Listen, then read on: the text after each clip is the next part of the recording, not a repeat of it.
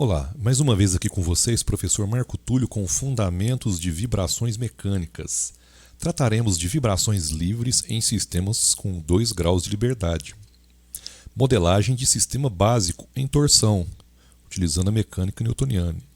Vamos acompanhar esse vídeo até o fim, você vai gostar, vamos lá. Bom, então por que eu estou começando essa aula aqui com essa figurinha? Vocês desconfiam do que seja isso aqui? Bom, para a gente ser mais ágil, isso está lá no porão do navio, certo? Essa estrutura tubular aqui gigante nada mais é que o eixo de propulsão de um navio. Ou seja, é o eixo que conecta o motor até a hélice, que vai gerar a propulsão do navio. Então o que isso tem a ver com o que a gente vai estudar aqui hoje? Tem muito a ver. Tem muito a ver. De que forma, né? Vamos lá. Eu tenho aqui uma outra figura que é parecida, né, num outro ponto de vista, para mostrar isso que eu estou falando para vocês. Não é o mesmo navio, né? Aquele navio que eu mostrei na figura anterior, o eixo tem 120 metros. Então tem o conjunto propulsor do navio, vem do motor, conecta-se a um eixo, que são mancais para apoiar, que vai comunicar o movimento até a hélice do navio aqui, ó. Tá bom? Então vamos ver o que isso tem a ver com o que a gente está trabalhando aqui hoje. Então vamos lá. Então, de forma bem simplificada, né, como todos os livros iniciam, a gente tem aqui um eixo, certo? E temos 2 discos montados nesse eixo, certo? E então eu tenho aqui 2 extremidades, né, que estão representando aqui um travamento, né, um engastamento desse eixo. Lembrando que esse sistema aqui está trabalhando a torção, certo? Ou rotação. Vamos para a torção, que é a solicitação mais presente aqui. Então eu tenho o eixo conectado, travado nas extremidades, e eu tenho discos apoiados, montados sobre esse eixo. E esse eixo aqui, não necessariamente, ele é um eixo de diâmetro único, como está sendo aqui. Isso aqui é uma simplificação. Já visto que eu tenho aqui, ó, rigidezes torsionais, ó, KT1, KT2, KT3. São, perdão, é rigidez que a gente viu lá em resistência de materiais. Rigidez torsional, barra de torção. Eu tenho aqui 2 variáveis, né, que governam o movimento desses discos, né, cujas inércias são J1 e J2. J1 e J2. Então vamos fazer o seguinte, né? Como é que a gente vai resolver esse problema? Eu preciso escrever a equação do movimento desse sistema. Como a gente está usando a mecânica newtoniana, como ele está aqui no canto observando a gente, vai ser o seguinte. A gente tem que montar o DCL. Então a gente pega, né? Pega esse sisteminha e dá uma explodida nele, só para facilitar a nossa vida, que é a análise. Disco 1, disco 2. A gente vai assumir que para esse sistema que o efeito prioritário, o efeito dominante é a torção. Tá? Porque como aqui é um eixo e está apoiado, eu poderia também fazer o teste de flexão. Vamos nos ater aqui somente à torção. Tá bom? Então, dito isso, vamos fazer o seguinte. Vamos assumir, como a gente viu no vídeo de translação, a gente tem que assumir para que lado está indo cada elemento de inércia. E lá eu disse, eu vou deixar o card aí em cima, que se você adotar sistemas em oposição, né, girando ou se movendo em oposição, tanto no afastamento quanto na aproximação, é a forma mais fácil de fato. E aqui eu vou seguir a regra, né? Então eu vou assumir que, como está colocado aqui, ó, que o disco 1 está girando num sentido e o disco 2 está no sentido contrário. É a forma mais fácil. Então é isso que eu vou fazer aqui. Então olha só, o DCL1. O que eu vou fazer? Eu vou travar, né? Eu vou travar aqui minha extremidade do eixo e vou mover, né, esse disco conforme está apontado aqui na figura. Ó. Essa mãozinha vai puxar lá para cima o disco, fazendo com que ele gire no sentido colocado aqui. Ó. Olha lá, esse movimentou um pouquinho. Ó. Olha lá, ele puxou, o disco girou um pouquinho para o lado que ele sentido apontado na figura. Lá, ó. Então ele girou. Se ele girou aqui e o cadeado aqui está preso aqui, de que forma esse eixo resiste ao movimento do disco? De que forma? É muito simples, né? Olha só, se ele está puxando o disco no sentido aqui desse φ 1, a única forma de resistência desse eixo aqui sobre o disco é ele se opor aqui, ó. Então o eixo é uma mola também, lembrar disso, é uma mola de torção. Certo? Olha só, puxou aqui nesse sentido de φ 1, então o eixo resistiu ao movimento do disco dessa forma. Então se a gente coloca aqui um K1, que é o K torcional aqui, ó, vezes θ1, que é um análogo à força elástica. Força elástica é um K vezes um X, né? Exagerando, uma deformação em translação. Aqui é um K torcional vezes uma deformação de torção, que é o ângulo, né? Então isso aqui é um momento elástico. Um momento elástico restaurador, atuando no disco dessa forma. Então perfeito. Desse lado aqui eu já dominei. Agora tem o lado de cá do disco, ó. Esse lado de cá. Como é que eu faço para determinar isso aí agora, né? Eu preciso saber. Então vamos mandar um pouquinho. Se a gente pega esse lado aqui é a reação lá na parede, ó, é a reação a esse esforço aqui. Então vamos entender o que se passa do lado de cá. Então olha só. Eu vou fazer um DCL2, eu vou travar esse disco aqui agora, ó. Ele tem movimento, é só para ser didático. Então esse disco girou φ 1 nesse sentido, eu travo ele aqui agora. Eu travei, eu pego uma mãozinha aqui, ó. Agora, como ele tá, eu quero que ele gire nesse sentido aqui, ó, que está apontado aqui em vermelho aqui, ó, que eu estou apontando aqui agora, ele vai fazer com que o disco gire nesse sentido. Olha lá, ó. Ele se moveu contrário ao primeiro disco. Então, se ele se moveu contrário ao primeiro disco e eu estou imaginando que ele está travado aqui, só para efeito didático. Quanto é que vai ser a deformação dessa barra de torção aqui, ó, que é o eixo? Quanto é que vai ser? Ó, ele já girou φ 1 nesse sentido. E girou φ 2 no sentido contrário.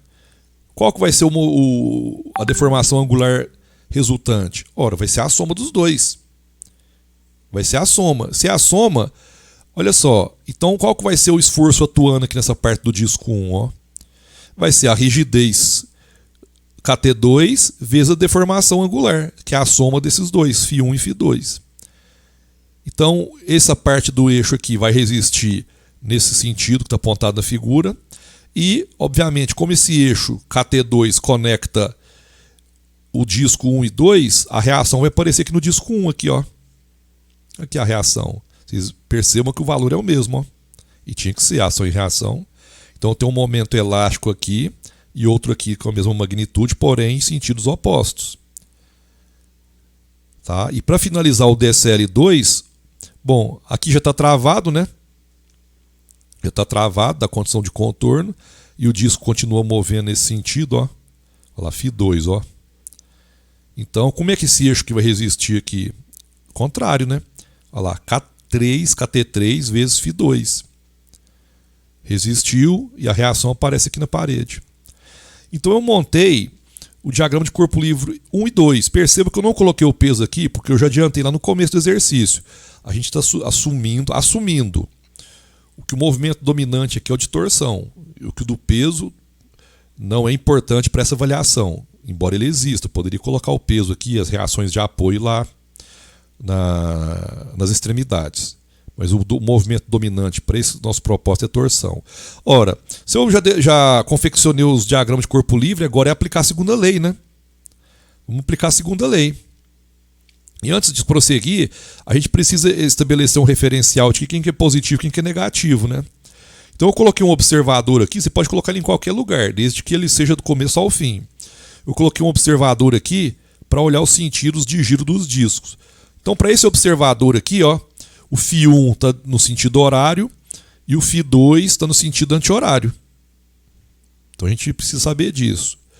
Então vamos aplicar a segunda lei no DCL1 para torção, como eu falei, ó, para torção.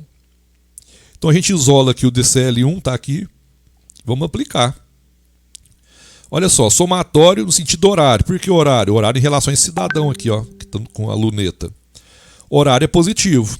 Então, somatórios dos momentos em torno de G, gente, é o centro dos discos, viu? A gente está assumindo na mesma linha.